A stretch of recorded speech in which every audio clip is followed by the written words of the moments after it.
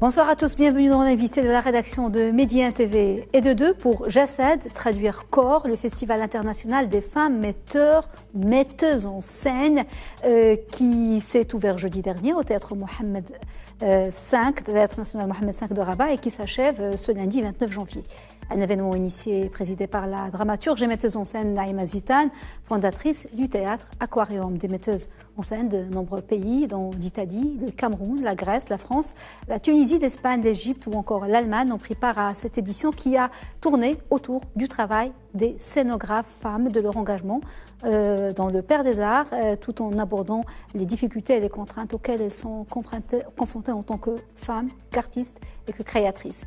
Nous avons le grand plaisir de recevoir ce soir sur notre plateau l'une des invitées et participantes à cette édition, l'une des figures féminines majeures de la création dramatique contemporaine en Afrique, Mbile Yaya Bitang, comédienne et vous préférez metteur ou metteuse en scène en fait? Moi en fait j'écris metteur en scène, mais de plus en plus on dit metteuse en scène, oui, et donc je m'aligne, j'ai pas de donc metteuse en scène camerounaise, Mbile Yaya Bitang, bonsoir, merci beaucoup d'avoir accepté notre invitation. Je me sens honorée d'être accueillie. C'est nous, sur ce tout l'honneur plateau. est pour nous, tout l'honneur est pour nous. Alors moi je vais commencer par parler un petit peu de ce festival.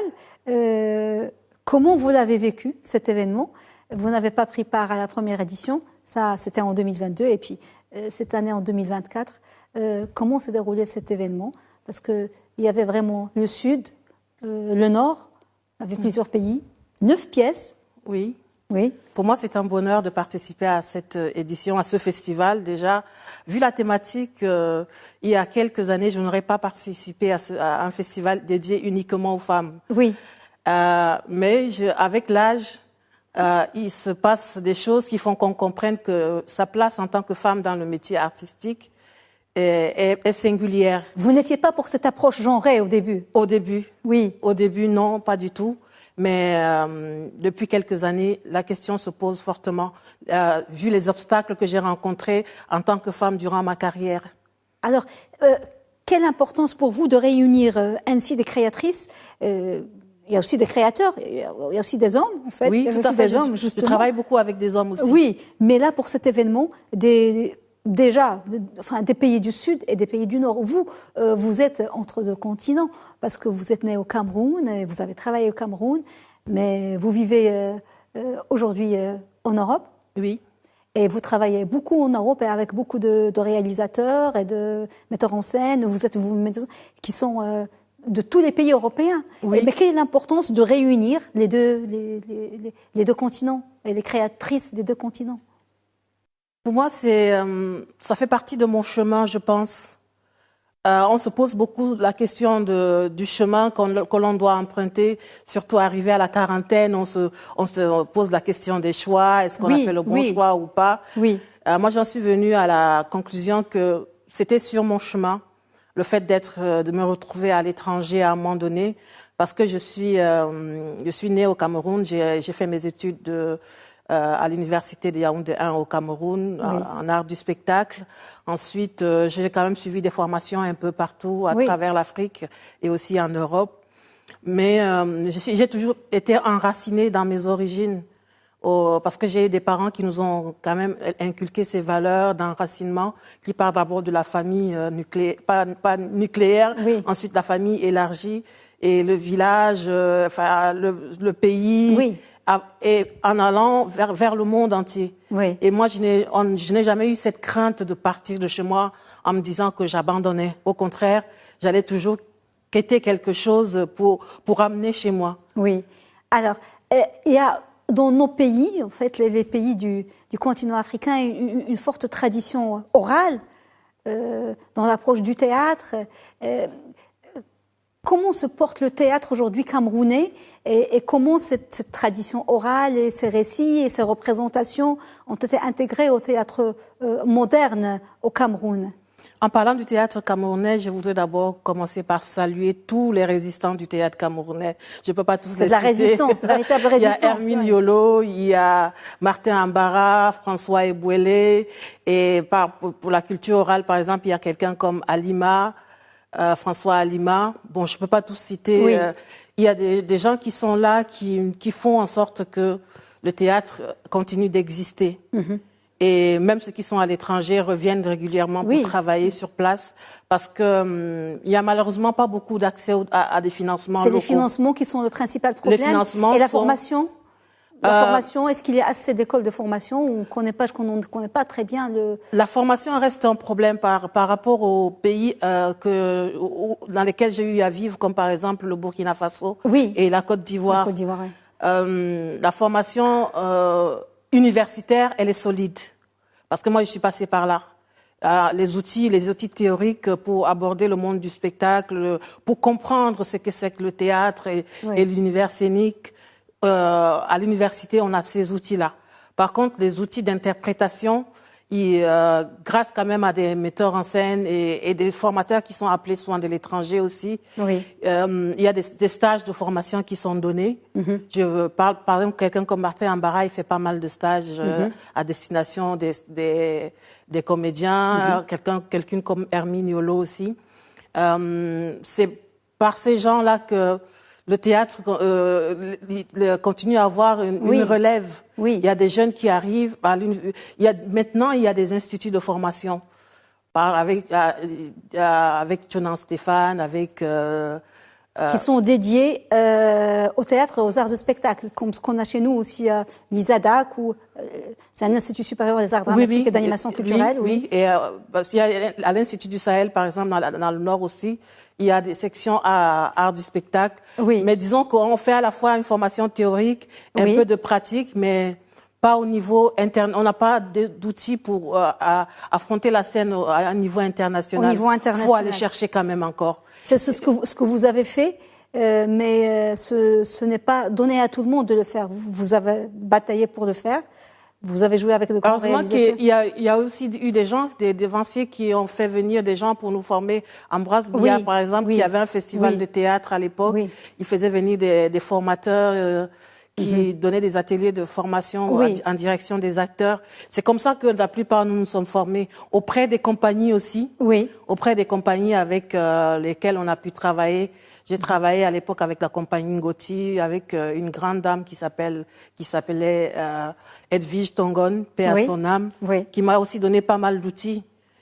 Gilbert Dehaut à l'université, il nous a poussé à fond parce qu'il y avait cette passion-là. C'était à l'époque de Yaoundé. Oui. Alors, Jaced, c'est un lieu de rêve, se présente comme un lieu de réflexion autour de thèmes de la création théâtrale. Et le questionnement, la première édition, c'était la mise en scène féminine. Mais pour cette deuxième émission, le choix s'est porté sur la scénographie au féminin.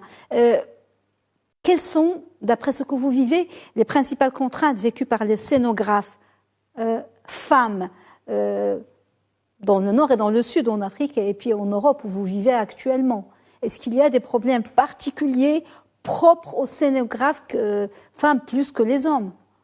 Bon, déjà, je vais préciser que je ne suis pas scénographe. Vous êtes metteuse en scène, j'ai une formation en scénographie. Oui. J'ai une formation en scénographie parce que dès mes débuts, j'ai voulu faire de la mise en scène et je me suis dit qu'il fallait connaître tous les métiers autour. Donc, j'ai été me former pendant 1 an dans un atelier d'un peintre scénographe, Pascal Quinfac, où j'ai appris pas mal, en plus de mes cours théoriques à l'université, où j'ai quand même appris les rudiments du métier.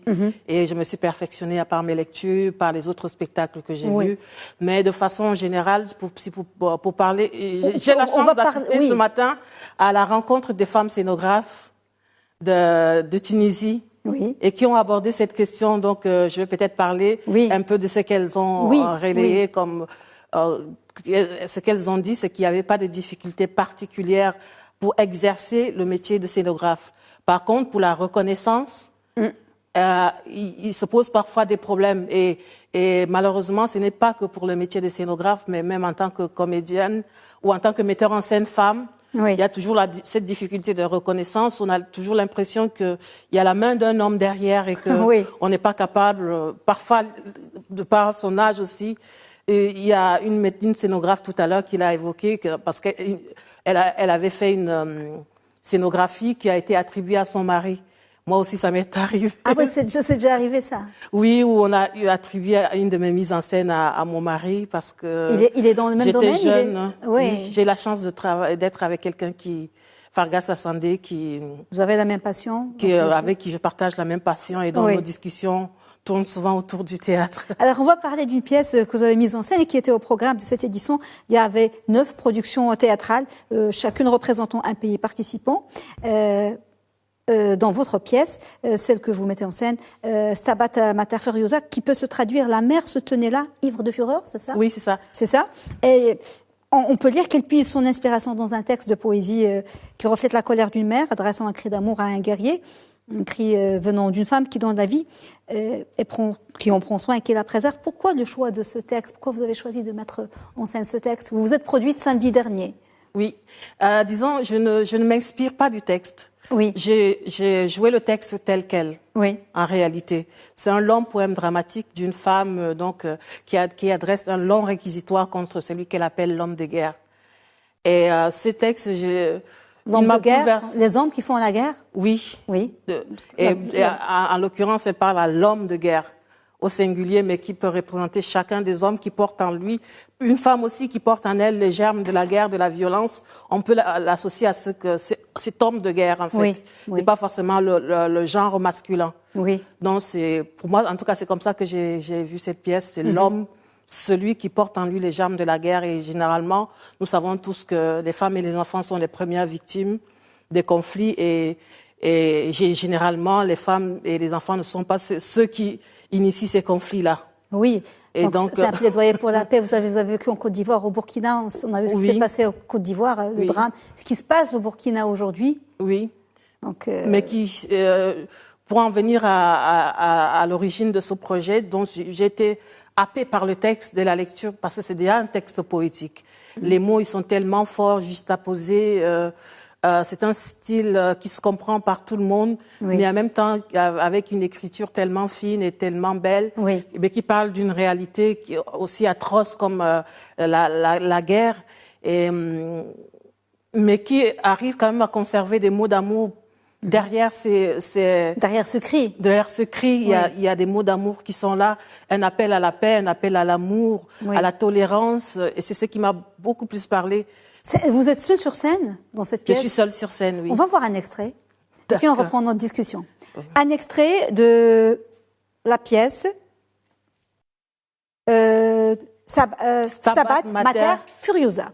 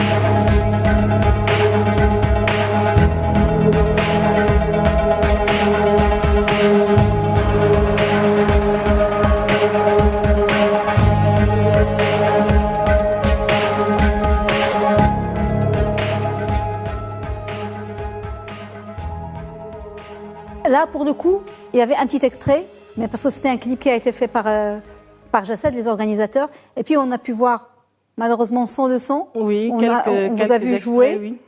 Et puis, il y a eu d'autres... Un autre spectacle. Spectacle. Qu'avez-vous pensé? Est-ce qu'il y avait quelque chose de commun entre les 9 pièces qui ont été jouées? Le point commun entre les pièces qui ont été jouées, c'est quand même l'appel à l'amour. Ouais. À la paix. J'ai vu beaucoup de similitudes entre le spectacle joué par la compagnie grecque hier et le mien, parce que les deux parlent de guerre. Et pour le spectacle d'hier, par exemple, il y avait beaucoup de témoignages de femmes victimes de guerre et cette parole qui n'est pas toujours entendue. C'était un spectacle très émouvant. Oui. Le premier jour, par exemple, la troupe tunisienne nous a présenté une scène avec assez équilibrée quand même entre le rapport d'un homme et une femme, ou d'une femme à son patron, oui. et d'une mère à son fils. Et tous ces conflits, ces nœuds qui se jouent. Oui. Parce que parfois il n'y a pas assez de communication, parce qu'on n'a pas les outils pour communiquer. Oui. Et je rejoins le thème du festival qui est corps aussi. Comment le corps mis en espace parle et comment ce corps nous dit des choses, qui nous véhicule des choses parfois malgré nous, qui sont interprétées autrement par celui qui est en face, oui. et qui nous renvoie une énergie peut-être pas juste par rapport à ce que lui il perçoit. Alors, vous jouez avec votre corps, vous êtes une excellente interprète, vous êtes distinguée dans des pièces de théâtre comme Mon ami n'aime pas la pluie, de Paul Francesconi, dont Stabat Mater Furiosa de Jean-Pierre Simeone. Mais il y a un rôle en particulier, ils ont montré tout à l'heure les images, on va les revoir, c'est celui que vous avez campé dans Don Juan, le festin de Pierre, d'après les mythes de Don Juan de Molière, sous la direction de Jean-Lambert Wild et Lorenzo Malaguerra. Jean-Lambert Wild. Absolument, au théâtre de la Cité internationale. Et ce qui est incroyable, c'est que Sganarelle, nous, qu'on connaît comme le personnage, un homme qui a été joué par une femme, et déjà, son adaptation, elle était radicale, cauchemardesque, de cette pièce et de ce mythe. Et dans une critique de votre interprétation, on peut lire pour la pièce. Et puis il y a Sganarelle, formidable, impressionnante, drôle, dramatique et ambitante. Sganarelle est une femme, oui, ce qui rend d'autant plus troublant le rapport avec Don Juan. Mais au-delà de ça, Sganarelle est une femme puissante, loin d'être pleutre, violente parfois, consciente de sa domesticité. Elle est ici le double inversé de son maître Don Juan. Sganarelle est un drôle d'oxymore ici qui, vêtu des attributs de la mort, tente de sauver le salut de Don Juan. C'est la première fois que je vois Sganarelle joué par une femme. Est-ce qu'on peut voir les images qu'on a diffusées tout à l'heure de Yaya Mbile-Bitang jouant Sganarelle? Comment est venue l'idée de jouer Sganarelle? Alors, on voit ici des photos de la représentation, de l'adaptation de cette pièce. C'est la première fois que je vois Sganarelle joué par une femme. Oui. Pourquoi ce choix? Enfin, c'est le choix du metteur en scène, mais vous comptez le rôle, vous le comptez merveilleusement. Je ne sais pas si c'est la première fois que Sganarelle est joué par une femme, mais je sais que le choix ne s'est pas d'abord porté sur une femme pour le rôle de Sganarelle, de ce Sganarelle-là. C'était quelqu'un d'autre, un autre Camerounais, Steve Tchenche, qui interprétait ce personnage. Et comme c'est quelqu'un qui est très engagé au cinéma, il a eu des indisponibilités. Il a été question que je le remplace sur un moment, ensuite de fil en aiguille. J'ai fait toute la tournée. Elle a bien marché, très bien marché cette pièce. Très bien marché cette pièce. Mais c'était aussi dur pour moi parce que il a fallu travailler ce personnage totalement, pas en opposition, pas dans le sens où le premier comédien l'avait travaillé. Oui. Et il fallait que, comme on parlait de corps dans l'espace, comment j'installe mon corps dans cet espace, ce spectacle qui est créé, et qu'est-ce qu'il signifie? Une femme déjà qui joue Sganarelle, ce n'est pas anodin. Et une femme noire qui joue Sganarelle en France, ça pose d'autant plus de questions. Et il se trouve que je suis aussi consciente du poids du regard qu'on pose sur moi dans la société, même dans les rues et tout. Et la pièce, elle est située au XVIIe siècle. C'est un moment où il y avait des valets aussi, des femmes, des femmes de chambre, des servantes. Et moi, je l'ai pris dans ce sens où, plutôt que de s'associer à un homme, il a préféré prendre le service d'une femme.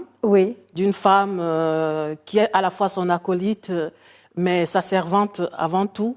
Oui, mais surtout que le personnage, parce que c'est troublant, parce que c'est Don Juan, c'est le séducteur éternel, et puis d'avoir en face comme valet une femme et pas un homme. Oui, Parce que c'est à la fois, c'est aussi quelqu'un de révolté qui va contre l'air du temps, qui fait les choses à sa manière. Donc c'est pour ça qu'on peut comprendre qu'il soit avec une femme, mais c'est pas une femme simple, c'est une femme qui pourrait être sa mère en fait. Et donc c'est cette posture-là que j'ai choisie et qui lui donne des ordres, qui ne se laisse pas faire et qui a son opinion et qui s'y arrête, qui dit des choses avec beaucoup de malice. Oui. C'est pour ça qu'on parle de ce côté drôle qui a été conservé, parce que elle en a peur quand même, parce que c'est un fou qu'elle a en face de lui. Oui. Mais en même temps, elle utilise des façons détournées de lui dire les choses, mais elle lui dit des choses. Oui. Quand il faut taper sur la table, elle tape sur la table. Je l'ai joué aussi un peu en hommage à toutes les femmes du temps de l'esclavage, parce qu'il y a souvent eu des débats où on disait que les femmes, les esclaves de maison, ce sont des esclaves qui ont collaboré et qui ont collaboré avec les maîtres pour mater des esclaves des champs.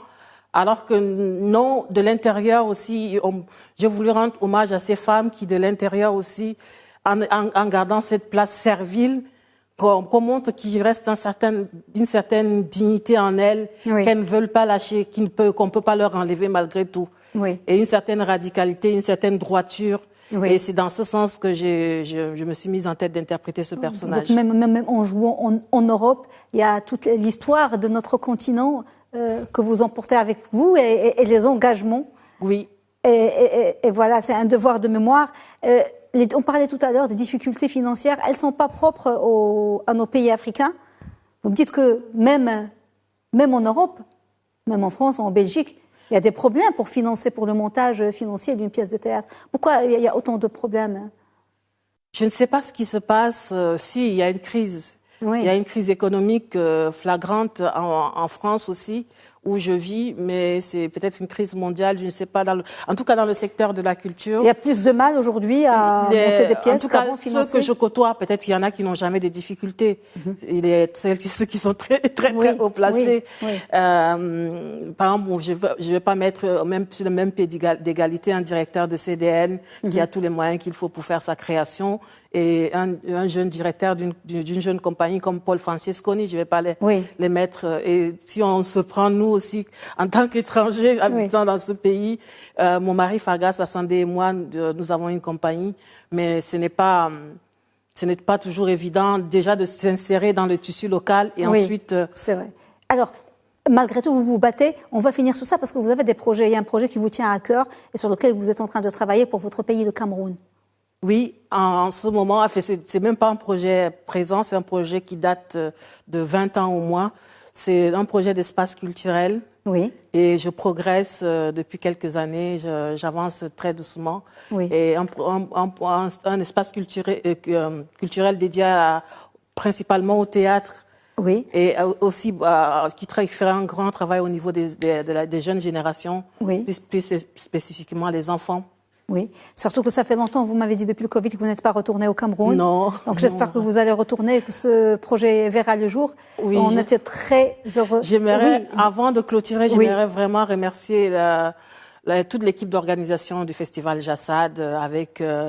je sais pas, je vais pas tous les citer, avec Naïma Zitane, oui, la présidente et fondatrice d'Aquarium. Nous avons été très bien accueillis dans la ville de Rabat.